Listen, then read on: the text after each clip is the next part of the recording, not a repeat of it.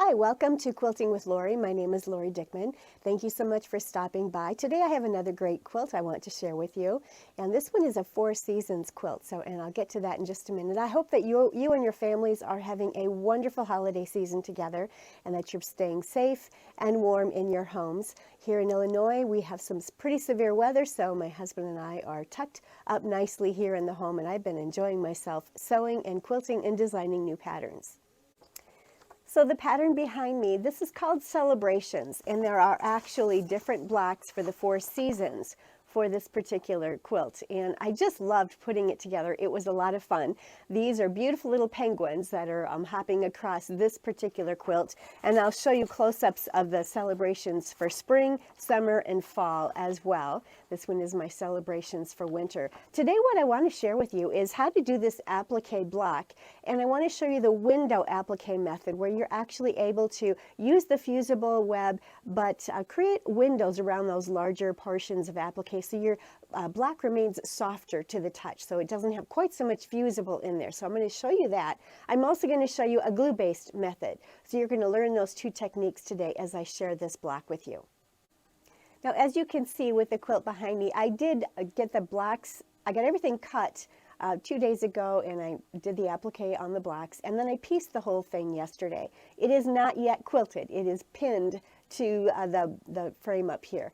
But I just wanted to make sure that you got to see this as it's hanging here on the wall, and I want to share with you now all of the parts and pieces and how I put it together.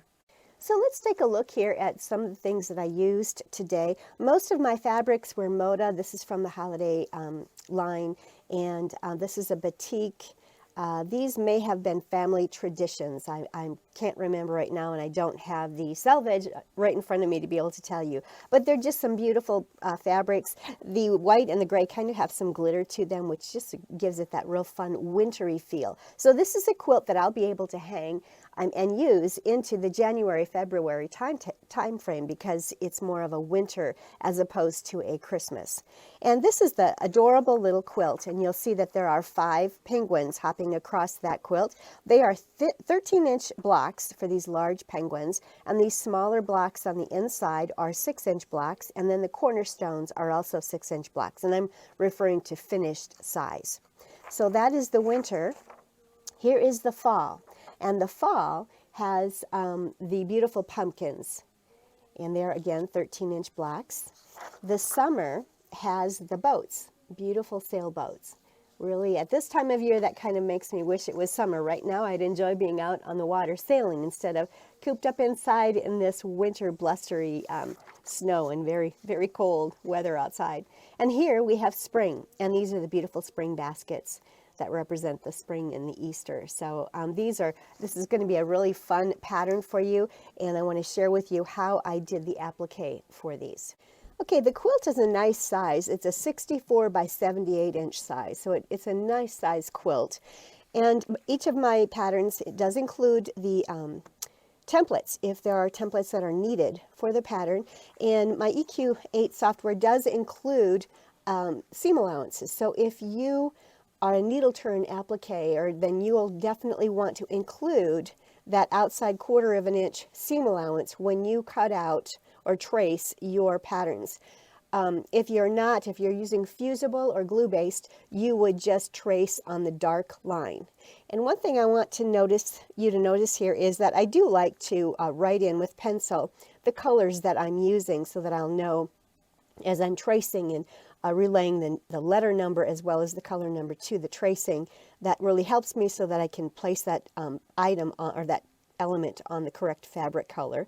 But another thing that I've done with these larger elements here is I have penciled in just a simple little pencil line on the inside of these larger elements. And that is literally going to be the window that I'm going to use, that we're going to be tracing and using for cutting out and using the fuse on the fabric. And I'm going to be showing that to you here in just a minute. So the first applique technique that I want to share with you is glue-based using freezer paper and Roxanne glue-based. I'll grab that Roxanne glue-based here in just a minute. But what I did for this particular penguin, this is the second page of elements for the penguin, and this is his large body, which will be in a black fabric. And because it's so large and it covers quite a bit of that block, I didn't want there to be any fusible around here. I really wanted it to remain soft. So what I did is I took my freezer paper, I diagrammed, or I traced, using that dark line, 3 of these freezer paper elements, and then I pressed them together, which makes kind of a thick template, if you will. And that is what I used on my black, or my dark fabric in this case. Actually, I did use black fabric on this, and I laid these on my black fabric, and I cut 5 of them out. And I used this just to trace it onto the fabric itself.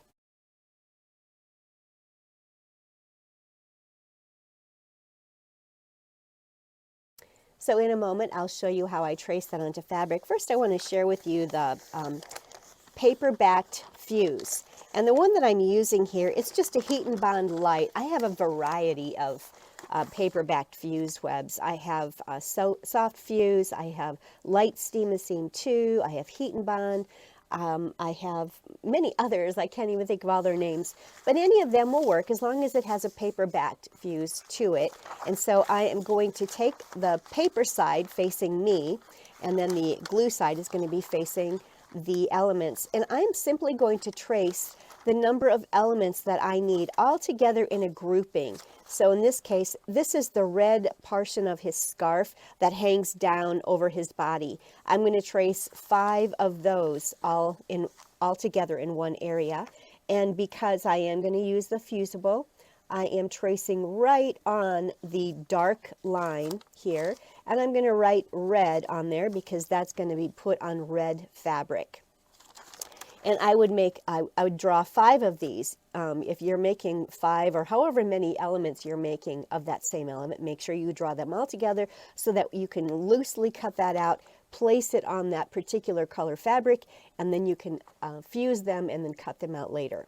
Now let's go to the next item here. This element here is one of his little wings. And so I would do the same thing.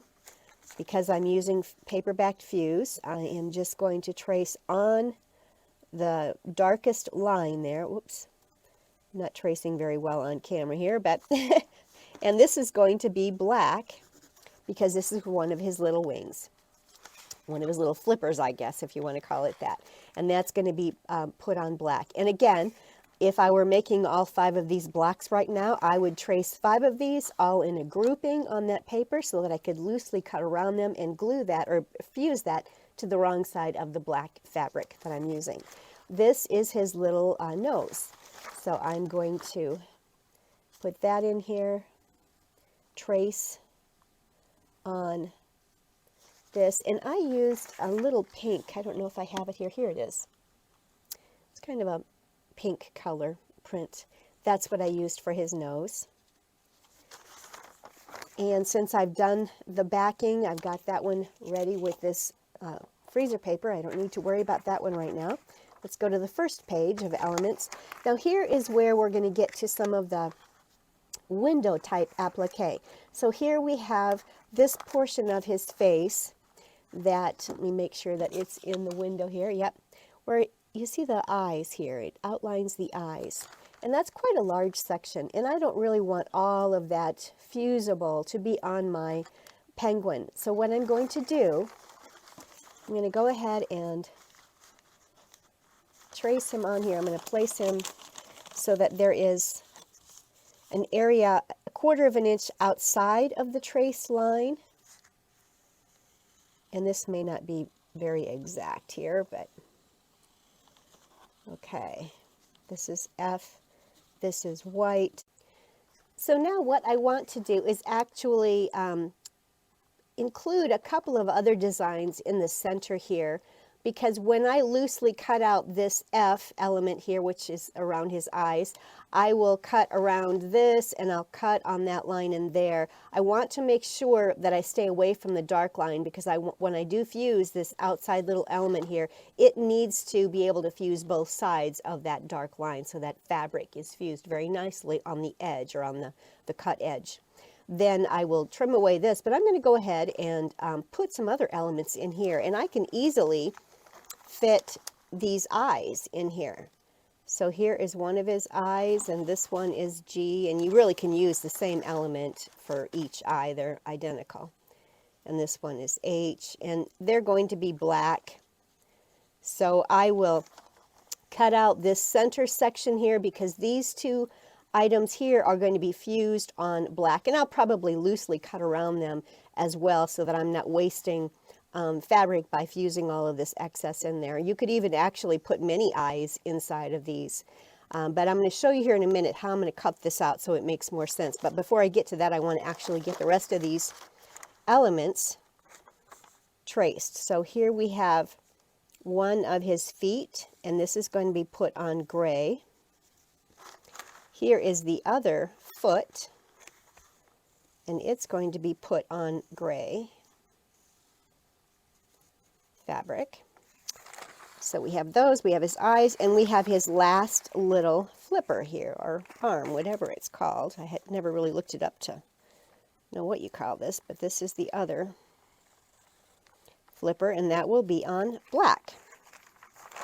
Now for the flippers and the feet and the scarf, I did not actually do a window applique. I simply went ahead and appliqued those entirely. I do see that we have one more element. We need to get the scarf that goes around his face. So let me find that, and we'll get that traced on here, and then I'm going to show you how I cut these out. There are actually two elements. This is the scarf, and this is the belly for the penguin. And I did use a window applique technique for the belly. I could have, and probably should have, done that for the scarf because that is a lot of fusible there, but I just went ahead and traced it and did a complete applique. Let me show you how I did those.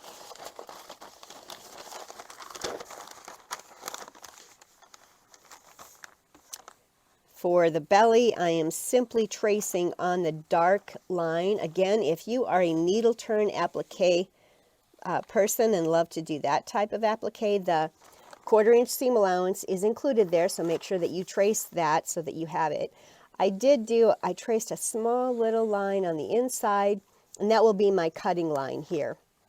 And this is going to be put on white fabric, and I could also trace some other elements inside here and use that then for the other elements, but I've already traced them here. I should have used it beforehand, but I didn't. Now I'm going to flip this around. I'm trying to make use of my fusible. I like to be efficient with the use of it.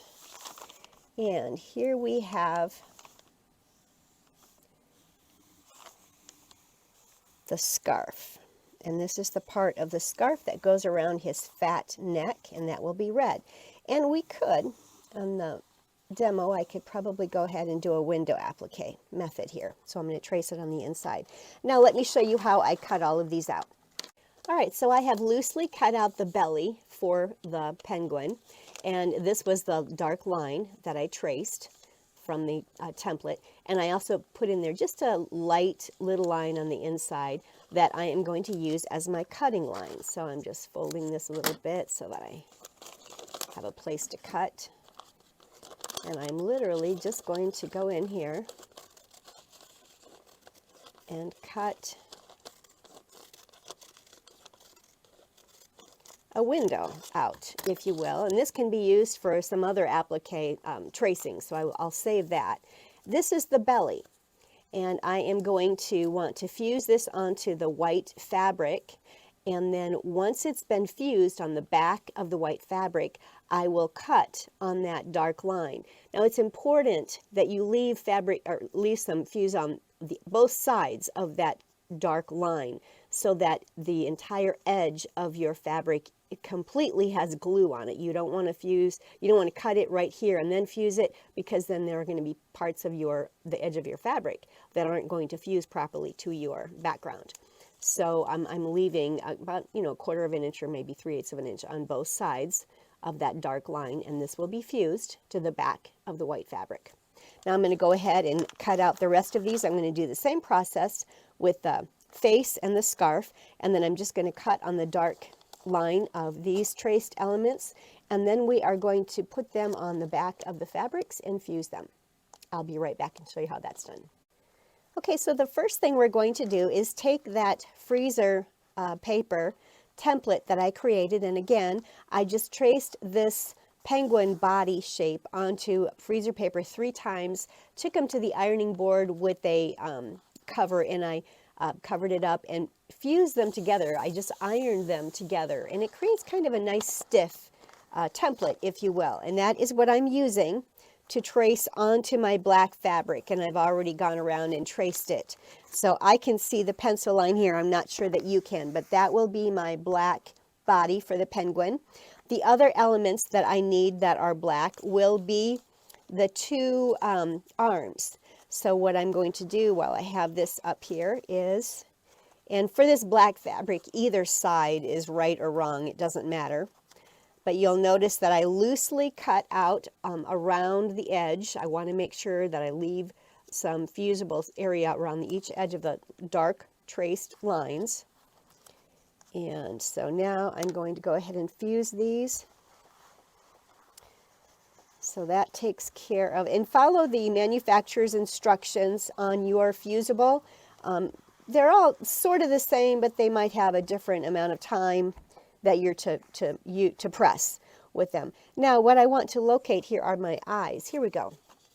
Remember, I put my eyes in the center of that white face part of his that element. So I'm going to just go ahead and loosely cut around the eyes. And if you like to save some of these pieces, maybe for collage quilting, etc., you can save these leftover pieces of fusible for that purpose. And then I am going to fuse those. So I have his wings, or his little flippers. I've got his eyes. I've got his body. That's ready to go from the black fabric. So I'll cut that out later. And now let's do the white. So here I have the back of my white fabric. It's basically a white print on white. And I'm going to place the belly portion and the eye portion, goes around his eyes, on this white fabric, and I will fuse it.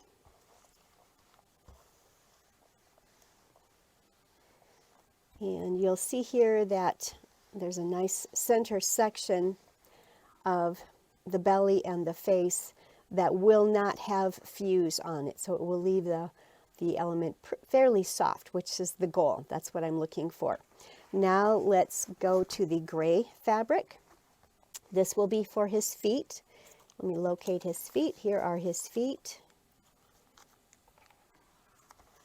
We'll get those fused.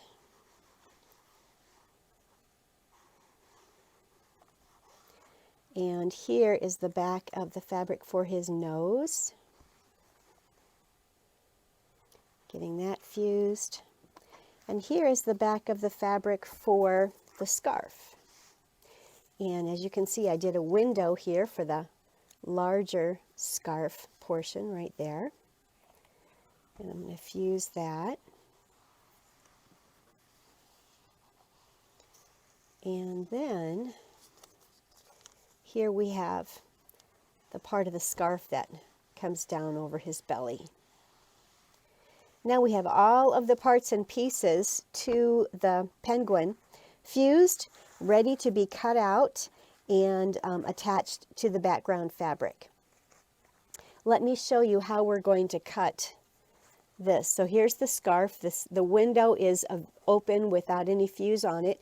Now that this is completely fused to the back of the fabric, I am simply going to cut right on this line. And this was the dark line that we trace from the element in the template there in the pattern.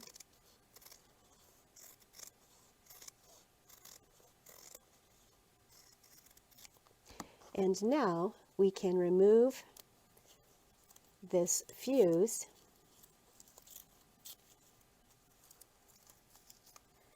and it might be hard for you to see, but there is glue or the fuse on the outside edge of this scarf, but it's not all the way through the scarf. So it's going to have a much softer feel in the black when we fuse it all together. I'm going to go ahead and cut all of these out. So I have all of my elements cut out. Now I'm going to take my background square and my body, and I'm going to fold them in quarters and press. This would just help. There are going to be guidelines for when I place the body on the block. And let's do the same thing to the background square. The background square is a 13.5-inch square. And I simply want some press lines as guidelines out in the four corners there. All right. Now, make sure I have the right side facing me, and I do. Now I'm going to place the body on here first. And I will glue down just the outer edges of this body. I'm lining up these lines with these crease lines here so that my egg shape, if you will, the penguin shape, his body is lined up properly on this square. So I have all of these crease lines lined up here. I will be using Roxanne's Glue-Baste, and I will lightly be gluing around the outside edges here. You don't need much, just a little bit.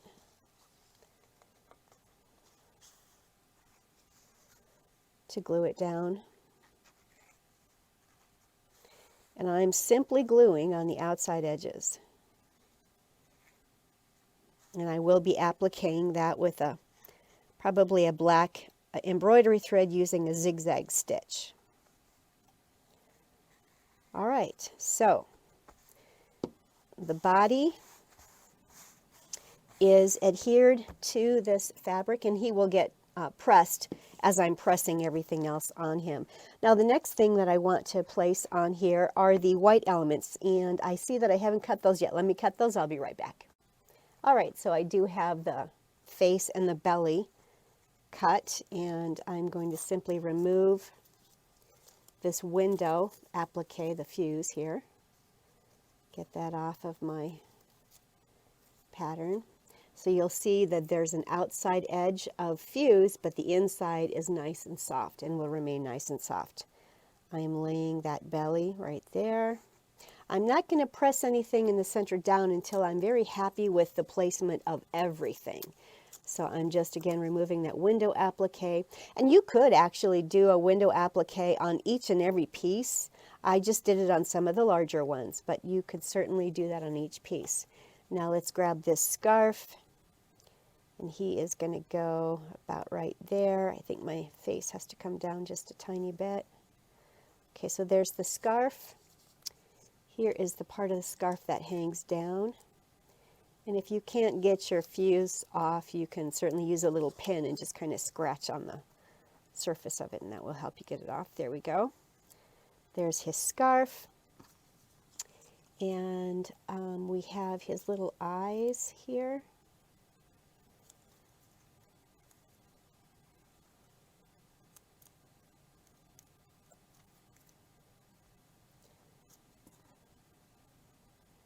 He kind of looks cuter with his eyes closer together, I think.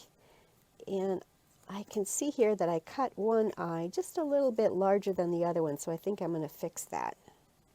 And you can put the nose either direction. The pattern shows the nose, I believe, with it looking like that. You can certainly put the point down however you want your nose. That's fine. I am going to trim a little bit of this black eye. He seems to be a little bit larger than my other one, and I don't like that. There. It's a little bit more even now. Okay, so there's the face, there's the scarf. Now we have his feet and his arms. So let's get that done. So this arm goes over here. And this arm goes here. Another thing that you could do if you wanted, you could have put the arms on and put them underneath the body before you glued it. Mine, they blend beautifully because it's black and it's not like it's a print that you can see. So I'm simply tucking it under the scarf and over the body, just kind of making sure that they both are centered there. Now let's do the feet. whoops, and the feet, the flat portion goes toward the bottom of the block. And there's the center line, and if you just kind of make sure that they're even on both sides of the central line, you're good to go. So I like how he's positioned. I am now going to go ahead and fuse him in place. So once you're happy with the position of everything, then you can fuse him. So here we go.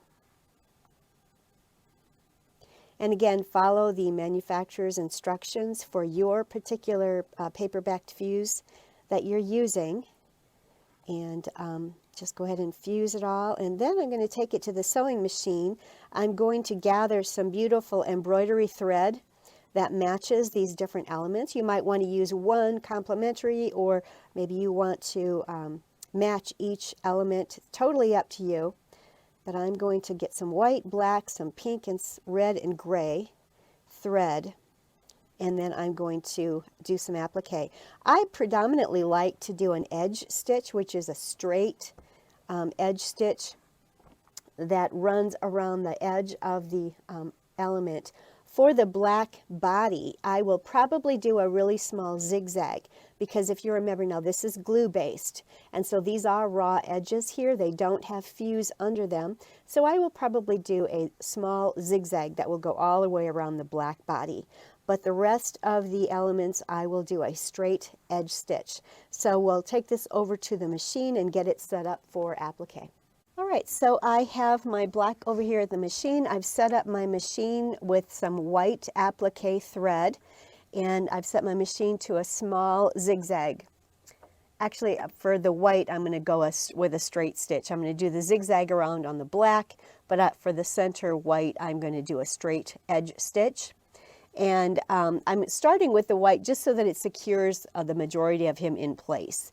And then I'll continue with the rest. I'm going to go ahead and slip him under here, pull up my thread,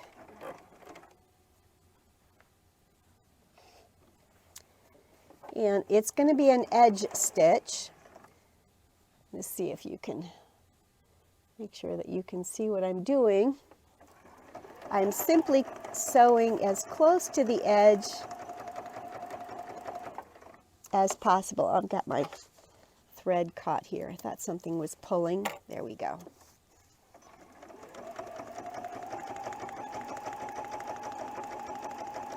It's about between an 1/8, maybe a 1/16 of an inch away from the edge.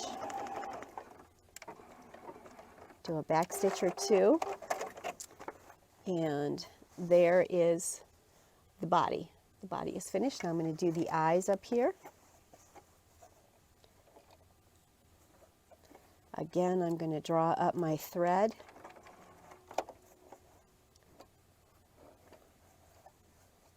And we'll start stitching. You can do a back stitch or two at the beginning and end of each if you choose. And again, if you do have a knee lift, that does help. It frees up your hands from moving the presser foot up and down with the lever in the back. I'm just kind of accustomed to using my hand to do that. I do have a knee lift, but I find that I don't often use it, and I should get accustomed to using it.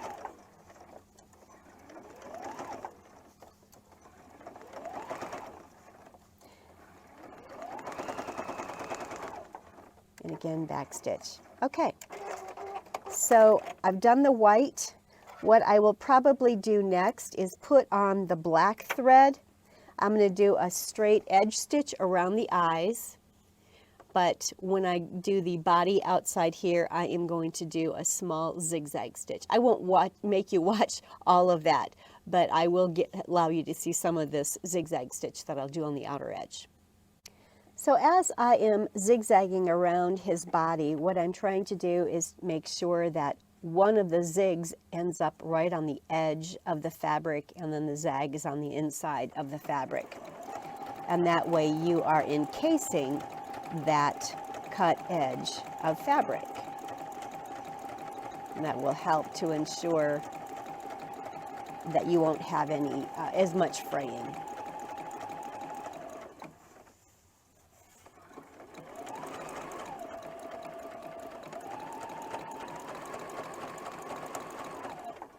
And my stitch length on the zigzag was too long and too wide. I made them even.